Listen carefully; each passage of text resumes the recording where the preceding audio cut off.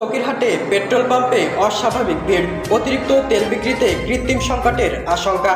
আমাদের বাগেরহাট প্রতিনিধি আজিজুর রহমানের বিস্তারিত প্রতিবেদন।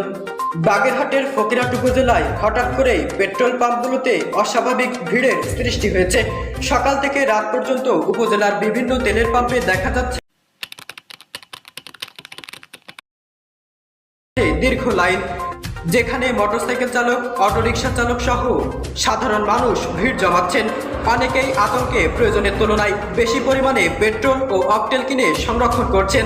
স্থানীয়রা জানান, গুজব ও সম্ভাব্য সংকটের আশঙ্কায় মানুষ এ ধরনের প্যানিক বাইং এ জড়িয়ে পড়ছেন। এতে করে যাদের জরুরি প্রয়োজন তারাও সময় মতো তেল পাচ্ছেন না।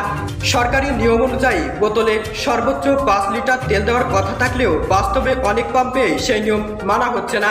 কেউ কেউ 10 থেকে 20 লিটার পর্যন্ত তেল বোতলে ভরে নিয়ে যাচ্ছেন। এতে করে স্বল্প সময়ে পাম্পগুলোর মজুদ দ্রুত ফুরিয়ে যাচ্ছে।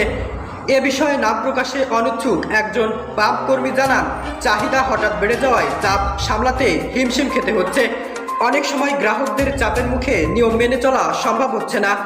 অর্থনীতি ও জ্বালানি খাত সংশ্লিষ্টরা বলছেন, এই ধরনের অতিরিক্ত ক্রয় ও মজুত প্রবণতা বাজারে কৃত্রিম সংকট তৈরি করছে।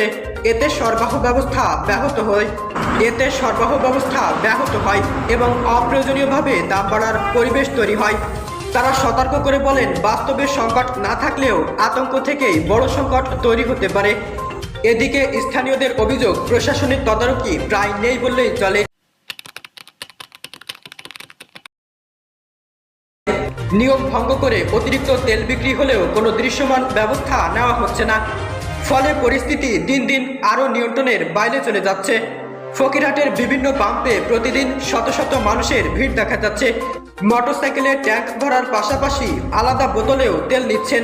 এতে প্রকৃত প্রয়োজনের তুলনায় চাহিদা অনেক গুণ বেড়ে গেছে। সচেতন মহল মনে করছে, দ্রুত প্রশাসনিক নজরদারি বাড়ানো উচিত।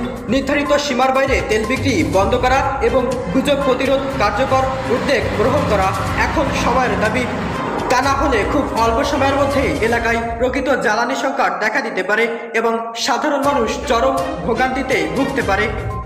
দর্শক, এ বিষয়ে আপনার মতামত আমাদের কমেন্টে অবশ্যই জানিয়ে দেবেন। পরবর্তী সংবাদ দেখতে আমন্ত্রণ জানিয়ে এবং সকলের সুস্থতা কামনা করে আমি মোহাম্মদ মফিদুল ইসলাম এখানেই বিদায় নিচ্ছি। আল্লাহ হাফেজ।